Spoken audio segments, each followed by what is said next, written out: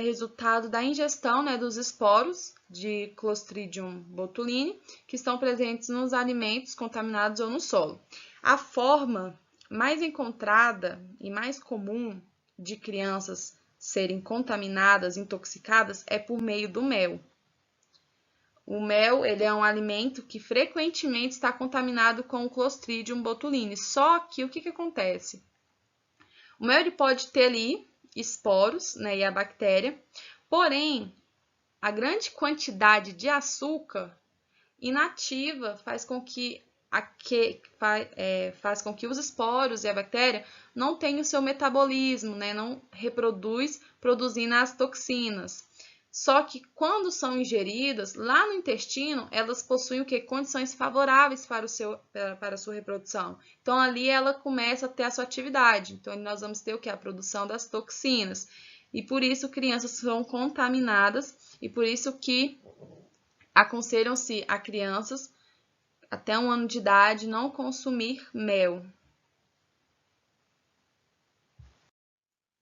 E nós temos o botulismo, então, alimentar, que ocorre pela ingestão das toxinas, né, em alimentos contaminados que foram produzidos ou conservados de maneiras inadequadas, ou seja, não foi cozinhado em temperatura elevada, né?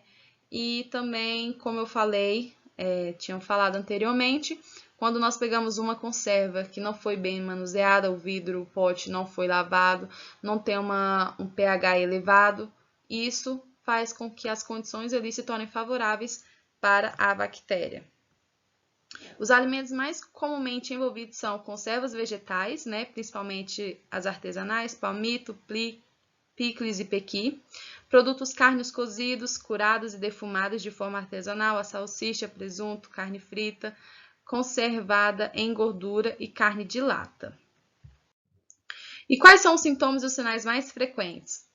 As pessoas, né, as crianças tendem a ter a boca seca, uma visão turva ou diplopia, pstose palpebral, fala arrastada, disfagia.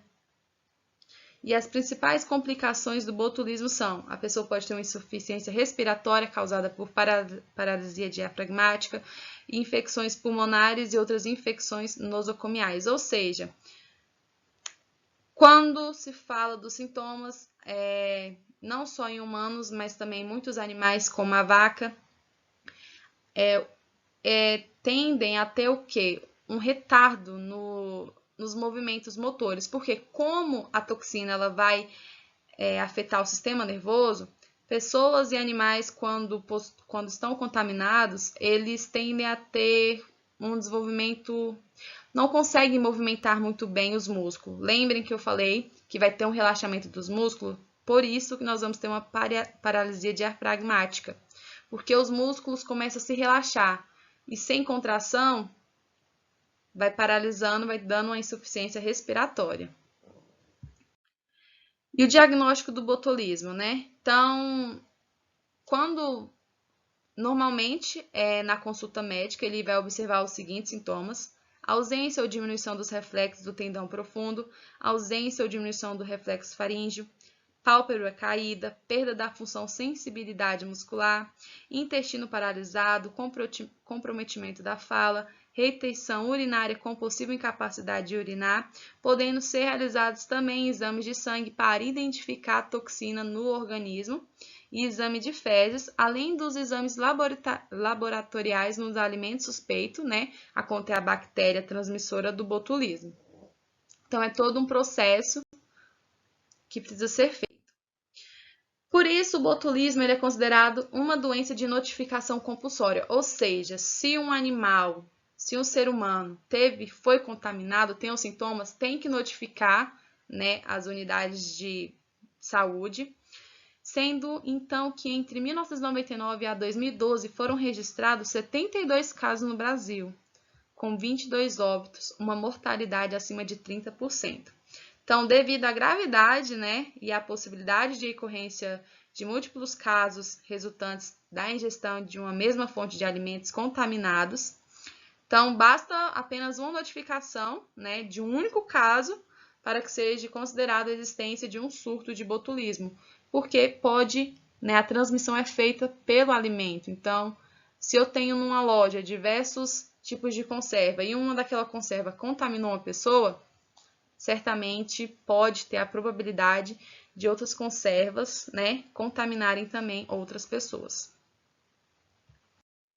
Então, a profilaxia, né?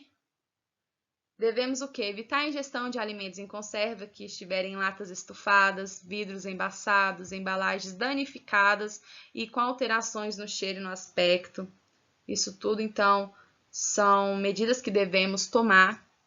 Produtos industrializados e principalmente de conservas caseiras que não oferecem segurança devem ser fervidos ou cozidos pelo menos 15 minutos, né, antes de serem consumidos. E em altas temperaturas também podem eliminar as toxinas do botulismo, porque, como eu falei, a partir de 70 graus as toxinas ficam inativadas.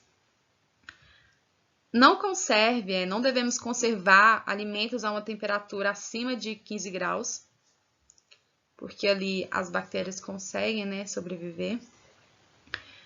E o que acontece? O preparo, né, das conservas que são caseiras devem obedecer também aos cuidados de higiene. Então, sempre devemos ter aqui como base os cuidados de higiene.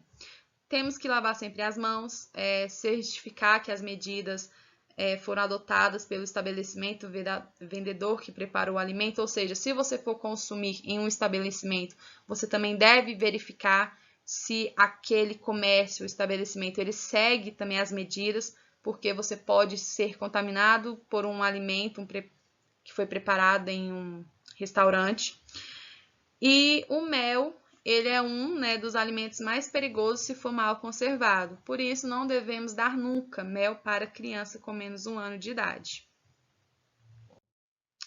E qual que é o tratamento, então, do botulismo? Basicamente, o tratamento da doença, ela vai ser feita em conjunto, né? Ou seja, em conjunto de duas ações, tem um tratamento de suporte e um tratamento específico. No tratamento de suporte, as medidas gerais de suporte e monitorização cardiorrespiratória são as condutas mais importantes no tratamento do botulismo. E temos o tratamento específico, que visa o quê? Eliminar aquela toxina circulante e a sua fonte de produção, que é o cloreto botulino, pelo uso do soro antibotulínico, sabe? E de antibióticos, por se tratar de bactérias, então devemos tratar aquela bactéria. E antes de iniciar, né, qualquer tratamento específico, todas as amostras clínicas para os exames e de diagnósticos devem ser coletados, devem ser feitos.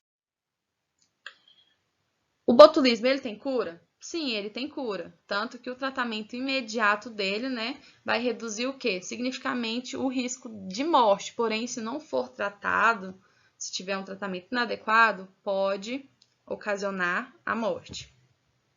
Então, por isso que é preciso um acompanhamento médico e o processo de recuperação é lento, né, e depende muito de como o sistema imunológico vai reagir para eliminar aquela toxina presente no corpo.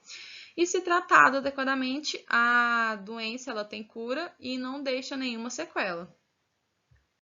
E uma curiosidade é que a toxina botulínica ela passou a ser usada na medicina para pacientes cuja paralisação controlada de alguns músculos mostrava-se benéfica. E também, para ser administrada de modo seguro, foi preciso primeiro, né, isolar e purificar a toxina para que ela pudesse ser sintetizada. E assim surgiu, então, o Botox, que é uma forma farmacêutica da toxina botulínica. Tanto que quando as pessoas fazem, os músculos ficam enrijecidos. Então, é uma segurança eficácia.